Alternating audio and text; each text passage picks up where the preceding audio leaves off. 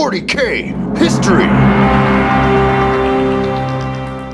The Tyranids are an extragalactic alien race whose sole purpose is the consumption of all forms of genetic and biological material in order to evolve and reproduce. Tyranid technology is based entirely on biological engineering. Every function is carried out by living, engineered creatures, each of which collectively forms the Hive Fleet, directed by a single Hive mind. The Tyranid forces are constantly changing and evolving at an unnatural speed. It is unlikely that all types of Tyranids have been seen by the Imperium, and still less likely that they will ever all be seen. In addition to the most commonly seen species, there are also dominatrixes, which ensure good communication between all the Tyranid forces. There are also Norn queens who live within the Hive Fleet and spawn new Tyranids. Originally, creatures called Zotes were part of the Tyranid force, and some Mongoose biologists believe that they are left over from a much earlier Tyranid invasion, although they appear to have disappeared from common sight. Within the Tyranid swarm, there is no idea of individualism, as each unit is linked to the next in a form of swarm consciousness. There is only one reason for the creation of any of the forces involved in Tyranid armies: to implement the will of the swarm, be it a hive tyrant or ripper swarm. This consciousness is commonly referred to as the hive mind. Certain Tyranid units are considered synapse creatures, whose job it is to control the lesser species within the swarm.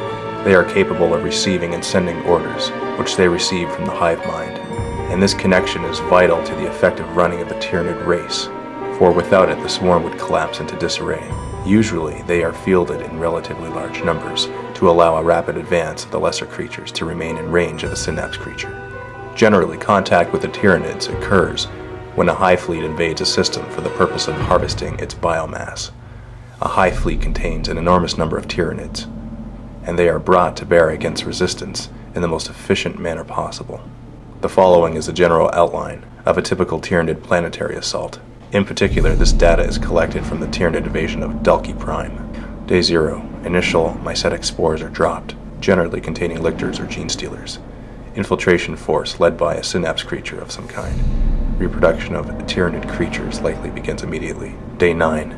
By day 9, Tyranids will have expanded to around 200 kilometers from the drop point, and will likely present a significant threat to planetary defense force troopers and resident Imperial Guard. Day 13. Tyranids will have expanded to 700 kilometers from the drop point, and may begin infesting local water sources. Day 37.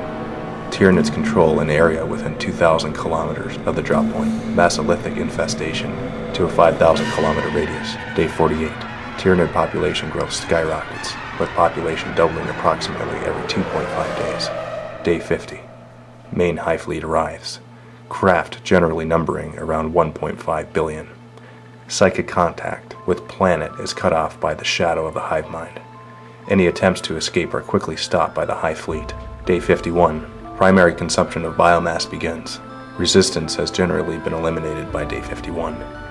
Brood ships land, releasing ripper swarms, which consume all remaining organic material and depositing them at the reclamation pools. Capillary towers and the brood ships send the material into orbit. Day 80. The hive ships descend into the upper atmosphere and begin collecting it. Reduction in atmospheric pressure causes oceans to boil away, which are also collected. Lack of oceans causes plate tectonic shifts, dramatically increasing volcanic activity. Upon completion, the hive fleet move out of the system in search of fresh prey. Day 100. Imperial Navy arrives in response to the distress call to find the world lifeless.